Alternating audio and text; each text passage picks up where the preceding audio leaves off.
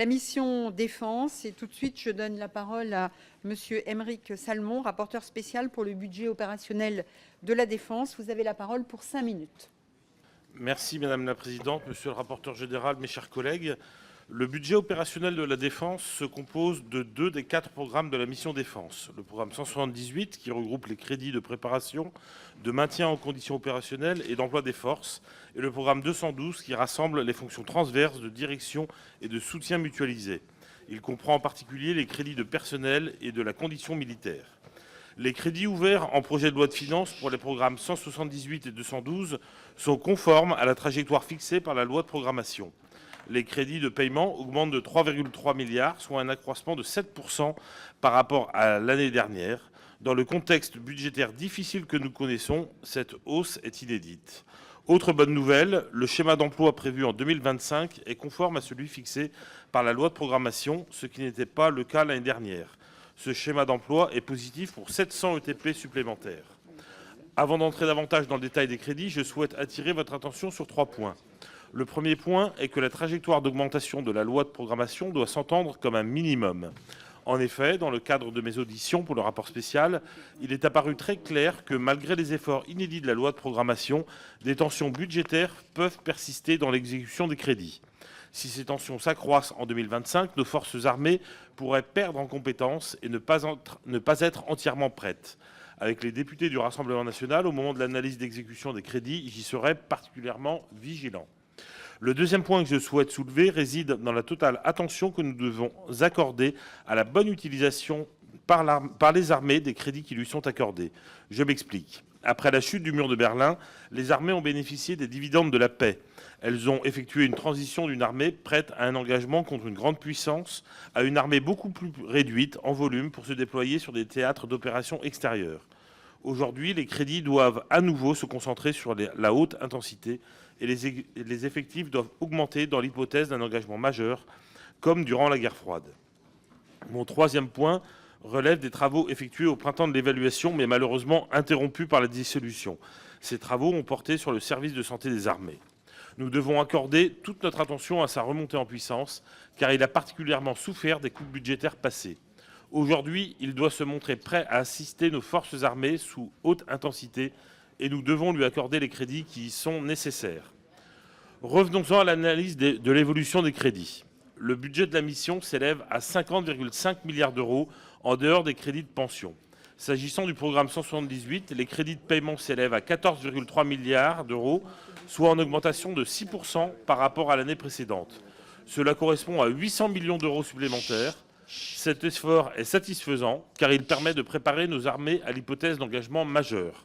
L'objectif est de pouvoir déployer une division complète en hypothèse d'engagement majeur à horizon 2027. Comme l'année dernière, ce renforcement des crédits est un excellent signal. Concrètement, ces crédits sont utilisés pour augmenter en volume les équipements des militaires et pour assurer leur maintien en conditions opérationnelles. 1,5 milliard d'euros supplémentaires y seront consacrés. La modernisation des équipements est importante car elle permet de mettre à jour nos forces armées avec les évolutions tactiques. Par exemple, l'armée de terre déploie du nouveau matériel qui permet aux soldats de mieux traiter les flux d'informations présents sur le champ de bataille afin d'adapter la prise de décision tactique.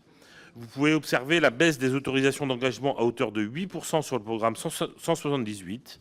Il n'y a pas lieu de s'inquiéter de cette baisse qui correspond au fonctionnement du cycle des opérations de maintien en conditions opérationnelles.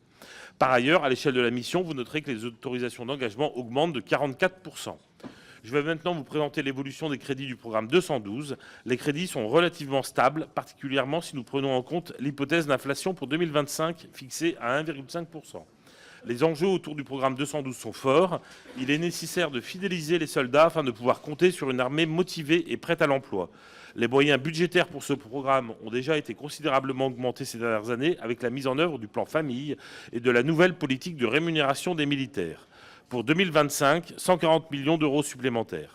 Cela concerne les sous-officiers et les soldats du rang. Pour le moment, la revalorisation des officiers n'est pas finalisée car la mise en cohérence de leur grille indiciaire est prévue pour le 1er novembre 2025.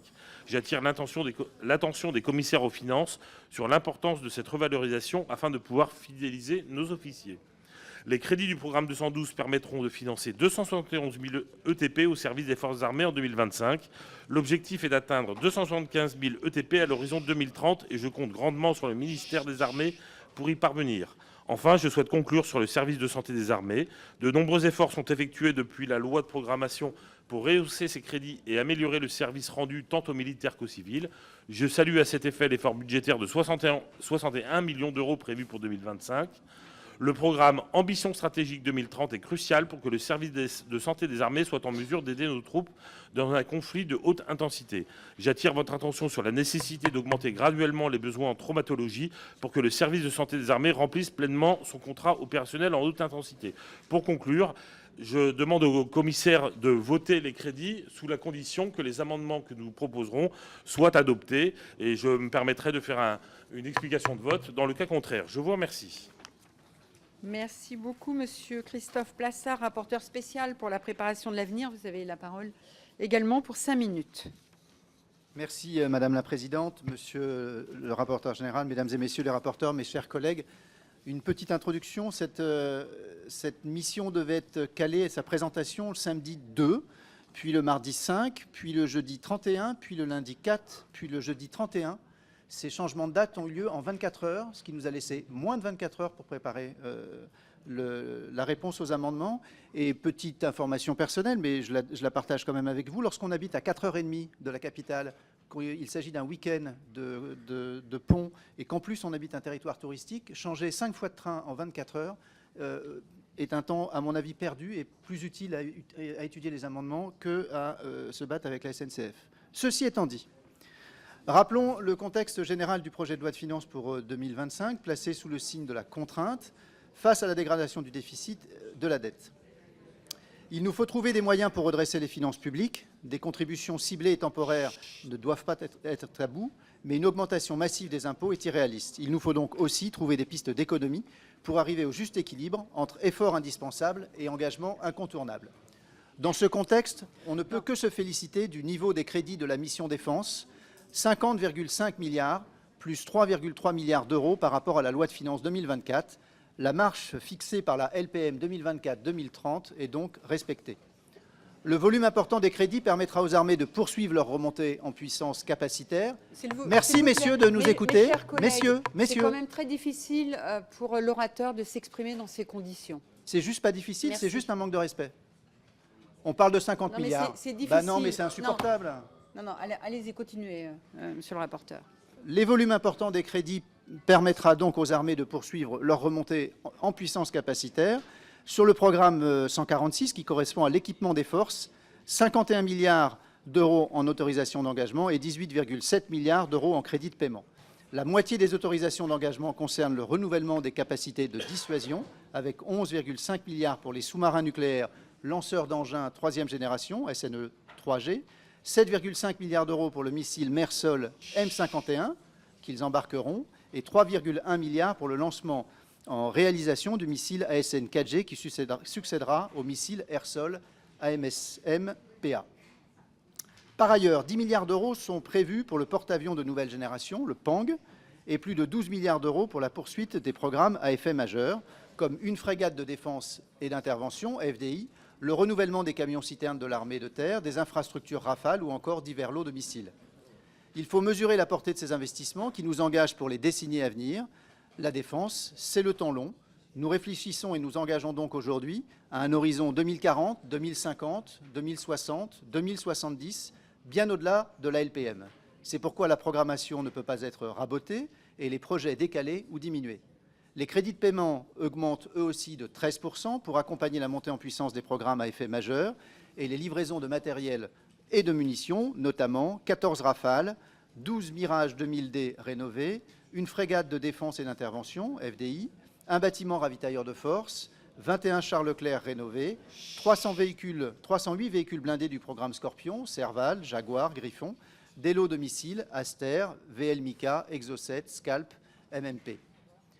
Sur le programme 144, qui correspond à l'environnement et la prospective de la politique de défense, 2 milliards d'euros en autorisation d'engagement et en crédit de paiement. Les crédits prévus pour le soutien à l'innovation de la défense excéderont 1 milliard pour la 4e année consécutive. Ce renforcement des moyens alloués à la DGA, la Délégation générale de l'armement, et à l'AID, l'Agence pour l'innovation de la défense, permettra de continuer à investir massivement dans des technologies de rupture et de poursuivre le développement des démonstrateurs innovants dans tous les domaines.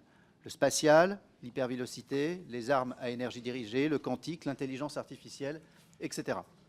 Je n'oublie pas les services de renseignement, la DGSE, la DRSD, qui voient leurs moyens progresser, conformément à la programmation, pour accompagner l'augmentation de leur activité dans un contexte de menaces accrues, ainsi que la DGRIS, dont les missions d'analyse de l'évolution du contexte stratégique sont cruciales pour le ministère des Armées. Néanmoins, si la LPM est respectée en apparence pour 2025, il convient de rester vigilant à la fin de gestion pour 2024, pour laquelle les auditions menées sont unanimes quant à l'attention à y apporter. Pas moins de 1,17 milliard d'euros sont encore gelés sur le programme 146 et 127 millions sur le programme 144. L'absence de dégel aurait un effet délétère sur l'entrée en 2025. Aussi, une prise en charge par la mission défense des surcoûts liés au soutien à l'Ukraine et aux opérations extérieures et missions intérieures, contrairement aux engagements pris dans la LPM, aurait nécessairement des effets d'éviction, c'est-à-dire un allongement et/ou une réduction mécanique des programmes de moyen long terme. Je citerai pour seul exemple l'EFREM. Un rapport de la Cour des comptes en date de 2018 expliquait on ne peut mieux cette situation où l'État prévoyait au départ de dépenser 10 milliards d'euros pour 17 bateaux. Par souci d'économie, ce sont que 8 bateaux qui ont finalement été livrés pour une note s'élevant à 8 milliards d'euros. Le coût unitaire de la frégate a ainsi presque doublé, passant de 600 millions à 1 milliard d'euros, avec un nombre de bâtiments livrés presque divisé par 2 pour un coût final finalement identique. Cela interroge sur la stratégie de l'État. Si le dégel n'est pas opéré, c'est la cohérence opérationnelle des armées qui en serait réduite. On enverrait donc un très mauvais signal aux industriels qui ont besoin de visibilité pour la montée en puissance qu'exige l'économie de guerre. Je vous remercie. Merci beaucoup, monsieur le rapporteur spécial. Nous en venons